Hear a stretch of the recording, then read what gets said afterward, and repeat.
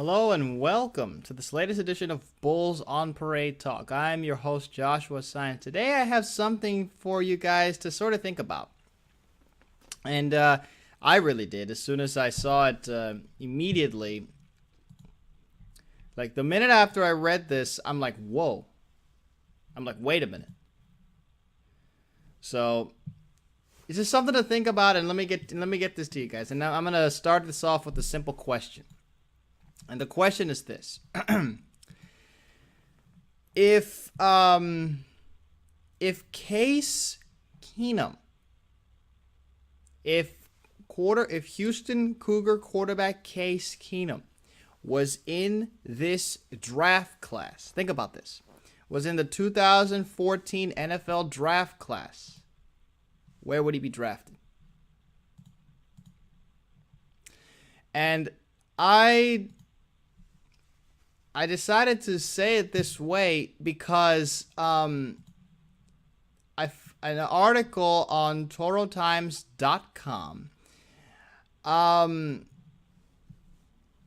there is an article that is titled "Case Keenum Prevents Need for QB as Number 1 Draft Pick." And, you know, it goes through the details about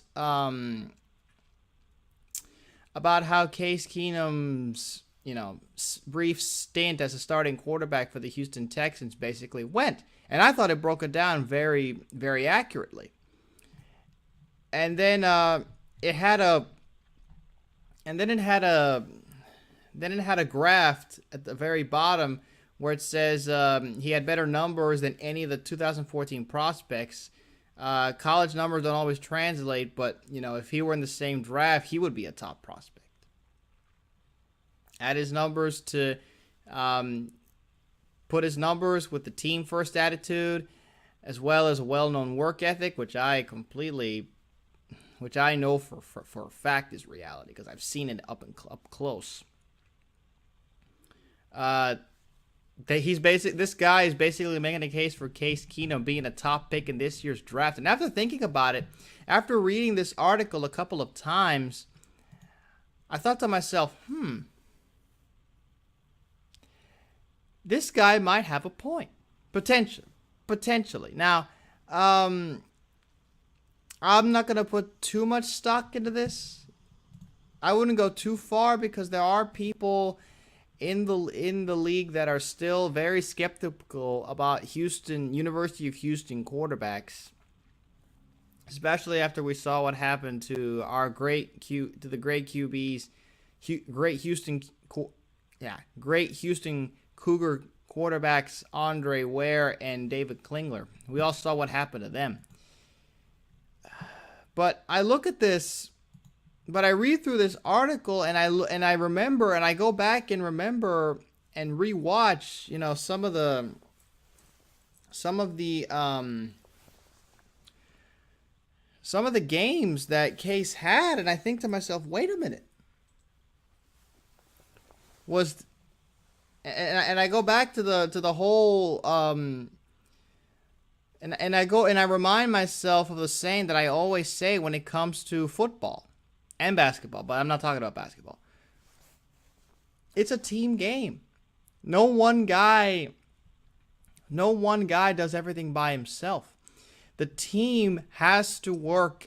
Everyone on the team has a job to do. Every one of those 11 guys on the field, 22 guys, excuse me, if you count offense and defense. Every one of those guys has a job to do. And it's simply a matter of who executes better, and who makes the play, and who makes the best play, who makes the better play in that situation, in certain plays. And from then on, I always put football in the same kind of I think about it as a chess match. It's a matter of, who's going to outsmart the other guy and who executes better. In critical moments, and who is better prepared. That's the other thing. Who is better prepared for the game, for the game, and who executes well down the stretch. So I go back and I look at this.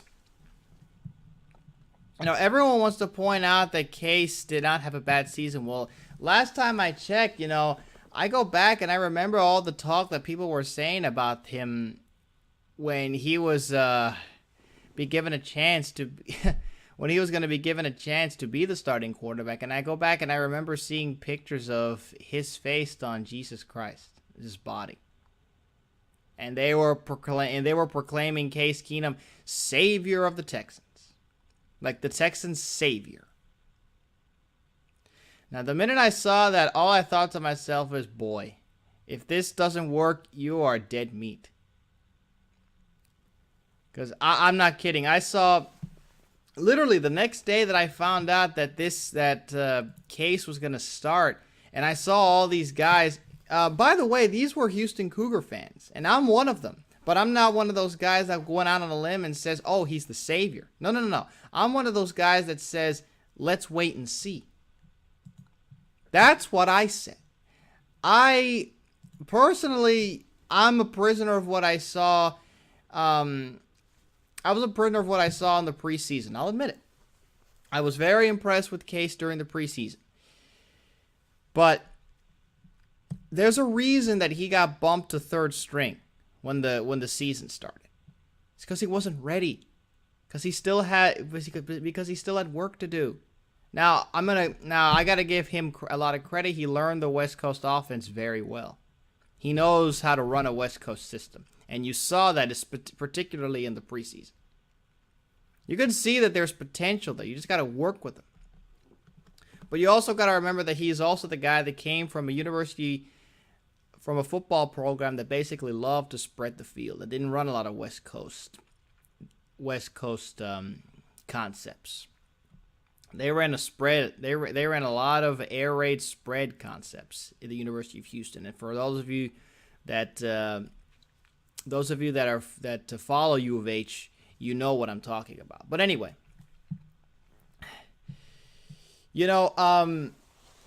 everyone is like, so everyone fell in love with this kid after his preseason. And I did too. But I also said, as I pointed out, there was a reason he's third string and not second string. So that's a coach's decision. And that's because the coach wants to give him more time. Now, he earned a spot on the roster. You got to give him that. He earned a spot on the roster. So there's that progression for him. It's the whole thing about the NFL. You got to work. You got to work really hard to earn your opportunity.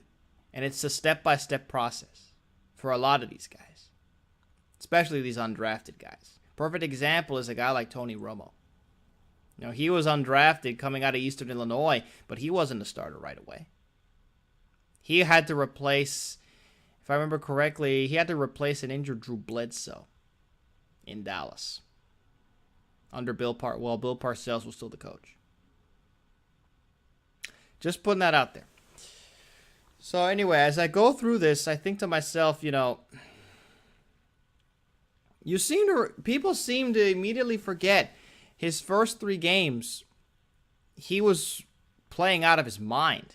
And I encourage you to go back and watch those early games, his first 3 games as a starter, and see the early success that he had. Now, of course, he's not perfect. I never said he was. There were some obvious things to work on. I'm not saying there wasn't. But I go back and I remind myself, wait a minute. I go back and I see, wait a minute. While Case has some things to learn, I'll give him that. But also never forget that everyone else has a job to do as well. Receivers have to run routes. Case has to know what's going on. Offensive line has to protect. Running backs need to block or need to run routes as well. Everyone has a job to do. It's not all the quarterback. Now he does deserve some responsibility for what happened, but it's not all on his shoulders. It's not his fault that the offensive line can't protect him. Now, in terms of seeing the coverage, in terms of recognizing blitzes and recognizing coverages, I'll give you that. That is the one thing that he has to recognize, especially in this NFL where defenses are faster, defenses are bigger, and they are very good at disguising. A lot better than in college. So I'll give you that. But never forget it's a team game. Never forget it's a team game. So I look at what happened, and I'll also keep this in mind. His rookie year, he was on the practice squad. He didn't make the roster until this year, and he was still learning the West Coast system. And when he was given the chance to start, they were basically asking Case to do quite a bit in his Shanahan West Coast offense. To use a quote from this article on ToroTimes.com, they basically said, quote, they were slowly turning him into another Matt Schaub. Basically a guy that's basically restricted in some way, shape, or form. It was basically saying, if you look at what happened after his first starts, he was struggling getting the ball downfield. Why? Because they were basically drilling the system of throwing underneath routes or throwing of not really getting the chance to show off his arm and doing what he's more comfortable in doing. So I'll give him that. And you also have to consider, and I go back to the team concept, and the team around him, believe it or not, was falling apart before our very eyes. While some of you might be quick to remember that, but this run-first offensive team, in order to run a run-first offensive team, you have to have the right pieces in place. You have to have the parts in place, and they have to do their job. Well, it doesn't help when they miss time in training camp and when they're injured. It doesn't help a young quarter. And also consider, and remember, Casewell didn't have any time to establish. He was basically to establish any kind of chemistry with these guys. He was thrown into the fire right away. So I look at this, you look at Arian Foster and Ben Tate, they weren't 100% healthy. And Deji Kareem and Dennis Johnson were doing their absolute best, but they're no Arian Foster, and they're not Ben Tate. So there was barely much to work with this run-first system. And when you don't have your guys, making plays for you or doing their job, you're not going to get much success either. And even the play calling, everyone, I swear, there was not a week in Houston. There was not a weekend. There was not a game in Houston that Houston played where I didn't hear the words play calling as in terms of being criticized. I'm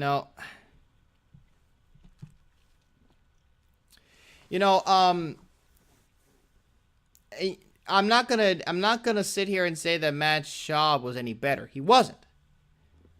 All I'm saying is when you put a new guy in, particularly a guy like Case Keenum, you have to play to the guy's strengths, especially when he doesn't have a lot of experience in the league. When you're forced into a position where you have to play a guy that has not had a lot of NFL experience, NFL game experience, you have to go with what he's comfortable with right now. You can't just drill things into his head and ask him to do too much right away. He needs time. He needs training camp for all that. He needs training camp. He needs time to establish a chemistry, to establish all of it. All of that. That's why there's a reason we have training camp and rookie mini camps for a reason. Just putting that out there. And the fact that these running backs were going down and Gary Kubiak decided not to adjust to Case's skill set and Case's abilities. That just, going back and looking at what happened, I think to myself, you know what? No wonder he got fired. And it's the one thing that has been that people have been critical of Gary Kubiak and particularly Mike Shanahan's system for a while. And that is that it's the same plays, run the same time, same situation, every single game.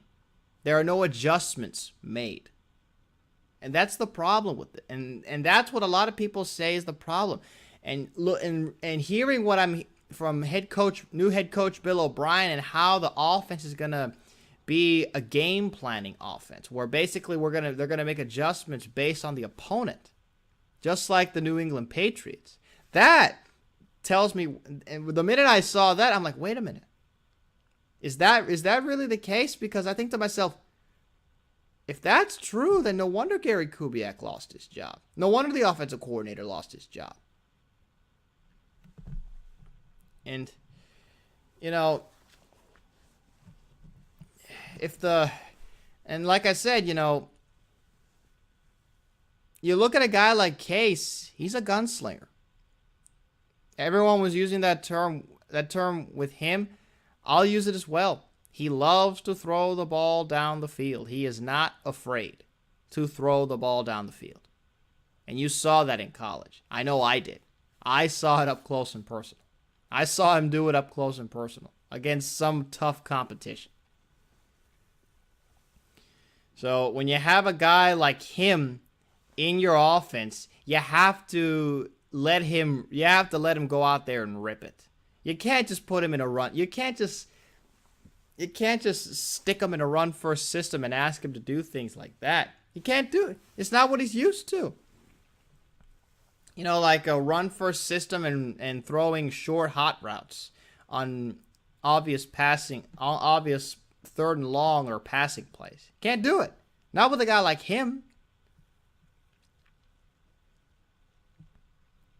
And if you really paid attention to those first three starts, when Case put the ball in the air and was letting it rip, they were off.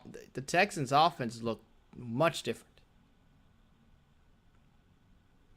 So, but it's the whole thing about this new NFL that it has become. The NFL has become a passing league. You're not seeing a lot of teams establishing the run to set up the pass anymore.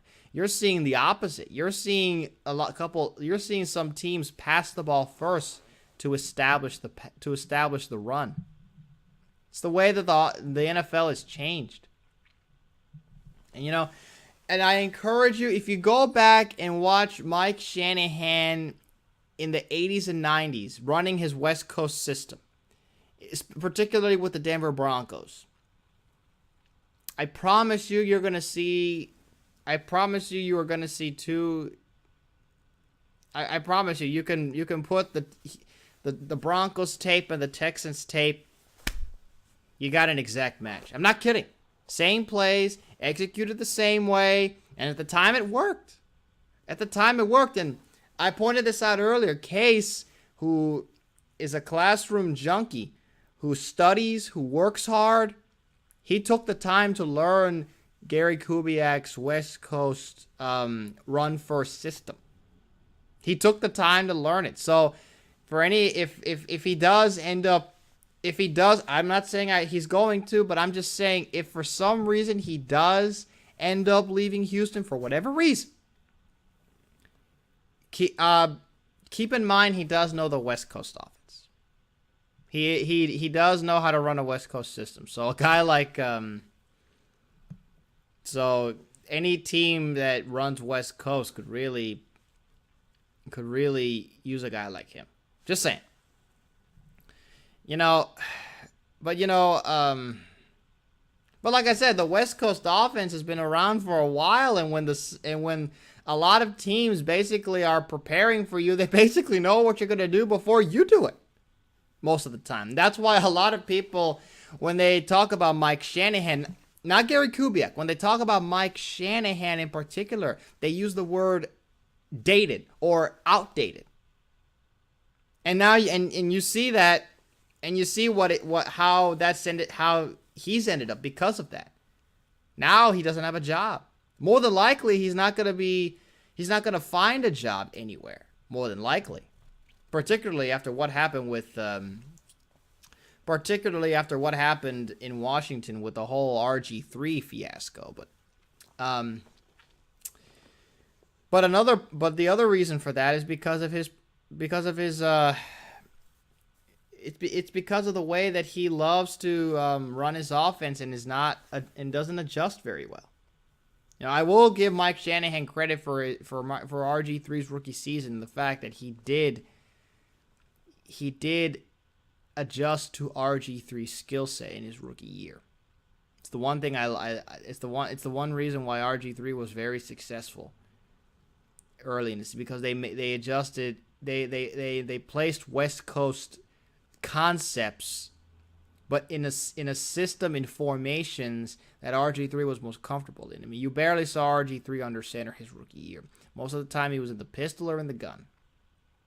But the concepts that they ran were West Coast concepts, but they were in formations that RG3 was most comfortable in.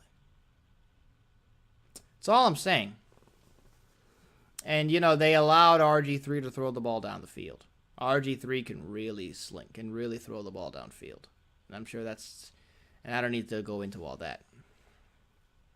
So, and you know, and for those of you that do watch Case, that have watched Case for as long as I have, particularly, you would know that in the beginning of his career, particularly his freshman year in college, he was not always a pocket first quarterback. You know, if you look at the system that he ran in high school, it was not. A lot of his plays were made outside the pocket. You know, it's the same thing that. You know, a while ago I just got off of watching a Football Life where they talked about Randall Cunningham, and you know, Randall Cunningham in his early success in Philly was outside the pocket. Was all the stuff was everything that he did outside the pocket. And when they asked him to stay inside the pocket, he got hurt. And you know, he was being a little bit of a rebel at the time. Because of what happened. Because of his injury. And you know, when he got hurt, you know, it took time for him to figure out, hey, you know what? I can be in the pocket and be successful. And we all saw what happened. And for those of you that saw Randall Cunningham when he went to Minnesota, you all saw what happened. You all saw what happened. I just saw it on football on the series of Football Life. I don't need to go into detail with that. I'm just saying that a lot of teams, a lot of coaches look for their quarterback to work in the pocket and execute the structure of the offense within the pocket first. Within the pocket first, to be able to go through their progressions 1, 2, 3, 4, no. Or 1, 2, 3, no. Or 1, 2, no. Depending on how it's, depending on the routes and the way that the play is ran. But a coach evaluates a quarterback by saying, this is the structure in place. This is the structure in place. This is the play we're going to run. This is the progression. And run it this way. And if you can't, then you got a problem. If you don't know your play calling, if you don't know the play calling, if you don't know the progression, if you're doing things outside of the system, the coach is not gonna look to you unless of course it's improvised in a way that benefits your team. But when you're improvising in a way that hurts your team, then the coach is really going to look at you and say, you know what? Take a seat. It's the one thing I always say about this. You know, Case, and you can even see it in college too, he had to grow as a pocket passer. And we all saw from his, particularly in his junior through his, from his junior year to, I would say, his super senior year, in his 6th eligible year when he came back after his ACL injury, that a lot of his plays, majority of his plays were from the pocket. But he has the ability to run outside and scramble and make plays with his feet as well. It's very underrated. So, while I'm not going to say that I'm not going to go out there and say that the West Coast system is a bust. I'm just saying that, you know, when it's so predictable and you're not adjusting to your opponent, the opponent is, and you don't adjust. If you don't change things up once in a while, the defense is so fast. The defenses in the NFL are much faster, and they catch up to things right away. So, again, West Coast offense is most successful when you actually have a running threat. I mean, and I go back, Foster and Tate were not at 100%. They were not much of a threat during and even in the Arian Foster particularly, he had to sit out the year after some brief carries in the Kansas City game. So the one thing that this coaching staff was criticized was for not adjusting to what was in place. You know, when you don't have Foster, when you don't have Tate, you have to adjust to the players that you have. And I agree with that. You have to have the ability to adjust your game plan, to adjust your offense and or defense to what you have. You have to work with your players' strengths at the moment in time. And that's what a lot of these guys, and that's why, because of their lack of adjustments, it's the reason why these guys don't have a job anymore, because of their unwillingness to adjust. So, if you know anything about Case Keenum, he has been most successful when he was placed, particularly in college, particularly when he was placed in a system where they basically stretch the field out, and then and then after the field is spread out due to the pass, then it sets up the run. And Bill O'Brien is one of those guys, based on what I've been hearing. And we all saw what happened in New England, particularly in New England, because New England, one game they're a power running team, one game they're a pass heavy team. They adjust to the team, to their opponent. And so, bottom line is, did Gary Kubiak and Rick Dennison use Case Keenum the wrong way? Some would say yes.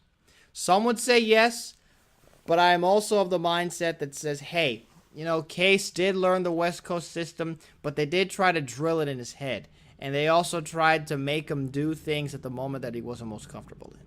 And when you do that to a young quarterback, when you do that to a young quarterback and he doesn't produce, his confidence starts to drop. I've seen it.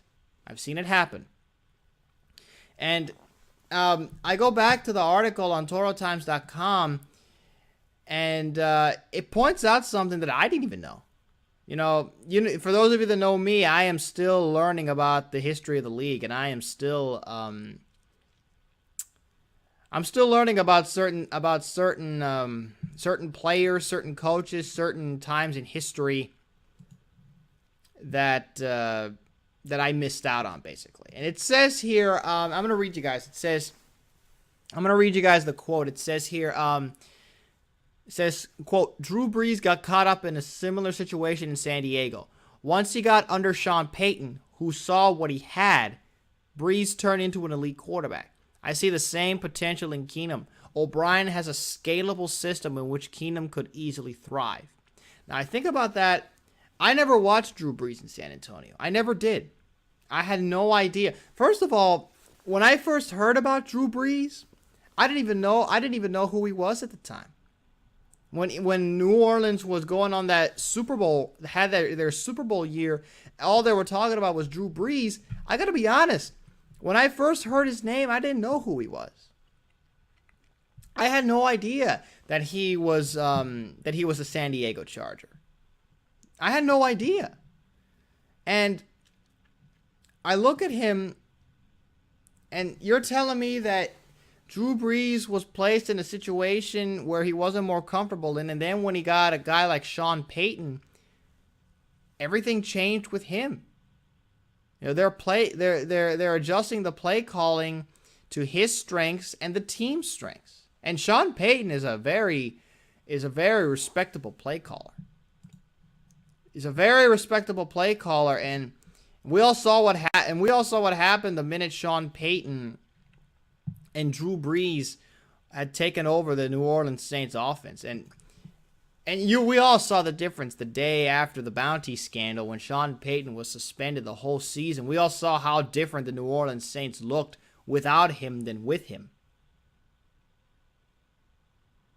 So, coaching is very underrated. Is underrated in a lot of team sports. Just saying that. So, looking at everything that I just pointed out to you guys, you look at Case Keenum's college numbers and compare them to the draft prospects to the quarterback draft prospects, the top quarterbacks in this draft, in this draft, you know, Teddy Bridgewater, Blake Bortles, Johnny Manziel. Stats wise, he's better than all of them. There's no question about that. So, with all that being said, you know, and I pointed this out earlier in the episode that college numbers don't always translate well to the NFL level. But I look at this and I say, but I look at his numbers and I look at the way that the league I look at the way that that certain teams in the league need a quarterback, almost desperately need. And I hate to use the words desperate because that is what gets a lot of teams in trouble. When teams get desperate, they get in trouble. But based on what I'm seeing here, you know, there's going to be a huge need at the quarterback spot, and a lot of these guys are going to be overvalued. I've already said that on numerous occasions. But I look at this, and I put Case Keenum in this situation. You know what? Why can't he be a top prospect? I cannot see, if you were to put Case Keenum, forget what he did in the NFL. If he was just coming out of college this season with all the numbers and accolades that he has, why wouldn't he be a top draft prospect? He's got an arm. He's about 6'1". He's about 6'1", about 210, 215 pounds. Has got a cannon of an arm. For those of you that have seen him, he's got a better arm, I think, than particularly Johnny Manziel, in my opinion. He's got a much more live arm than I've seen Johnny Manziel. He's a much more polished pocket QB that can make plays with his feet, much like Teddy Bridgewater. Now, of course, the obvious concern would be, of course, his frame. But, you know, the same thing is being said about Johnny Manziel. People are saying he should be the number one overall pick. So if you're making a case for Johnny, why can't the same be said for Case? Seriously. If you're seriously going to use size as a reason to drop Case Keenum's draft stock, Why isn't Johnny's dropping? Why isn't Johnny's dropping? Is it because he was a more electrifying player and he was in an SEC? He was in the SEC for 2 years? 2 years, ladies and gentlemen. Only 2 years. Case has 5. And over the time, he has faced some tough competition in his time. You know, off the top of my head that I remember, Oklahoma State when they were ranked 5th in the country. A Mississippi State team when they had Anthony Dixon as their running back. Let's see, an Air Force team when they were dominant, and his final year when they had, and in his final bowl game they went up against a Penn State team who was arguably a top defense in college football, and he lit them up. And for those of you that saw that Ticket City Bowl, you all know exactly what I'm talking about. The guy lit up that Penn State defense like it was nothing. So you look at the, and by the way, keep in mind this, that, you know, a lot of, while people always say that his numbers were inflated due to competition, keep this in mind. Texas A&M did not go out and try to schedule better competition. I mean, look at their schedule, particularly last year. Sam Houston State and Rice. Really? Am I really supposed to be motivated by that or moved by that? By those two guys? And then when Johnny Manziel was up against a team like LSU in particularly, and the Ole Miss tape. I watched those 2 games. You know, he struggled. He struggled in the pocket. And, you know, when you struggle from the pocket, you're not going to get a lot of high praise from some coaches. It's a red flag. Case, on the other hand, if you go watch the tape, if you go back and watch his film against Oklahoma State, against Mississippi State, and against even against Air Force and against Penn State, he made plays in the pocket. He was in the pocket. Pocket first quarterback who threw the ball down the field very well and very accurately during his time at the University of Houston. So if a lot of you are saying that Johnny Manziel is a top pick, why couldn't you say the same thing for Case Keenum if he was in this draft class? If he was in this draft class, why can't an argument be made for him? Just saying. Just something to think about. So, that pretty much does it on this edition of Bulls on Parade Talk. Thank you guys so very much for tuning in. If you enjoyed, please leave a like on this YouTube video. I'd appreciate it very much. In the comment section below, guys, tell me what you guys think about Case Keenum as a prospect in this draft class. This is what I want you guys to think about. Put Case Keenum in this draft class, in the 2014 draft class, where would you grade him? Based on his numbers, based on his numbers, the competition.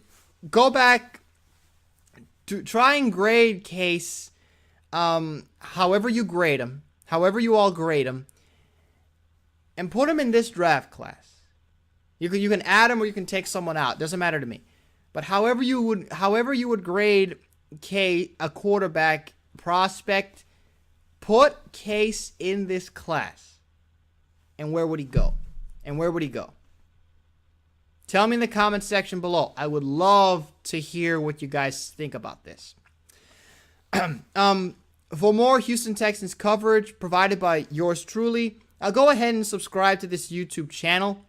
And shout out to those that already have subscribed. I do appreciate the love and support from every single one of you. It really means a lot to me. Again, I'll be here covering all the latest regarding your Houston Texans all year long. And finally, please be sure to check out and follow my Bulls on Parade Talk podcast on TalkShoe.com if you haven't already. The full link to that podcast will be in the description below this video for those that are watching on YouTube. Also, to those that are listening on the podcast, the full link to this YouTube video will be on this episode's info section on the podcast website. Let me see here. And one final note before I wrap this up. For those of you, if you have any questions or concerns regarding anything, whether it's Texans, YouTube, or podcast related, go ahead and send me a message. I'll do my absolute best to reply as soon as I can. As always, this is your host, Joshua Signs, signing off.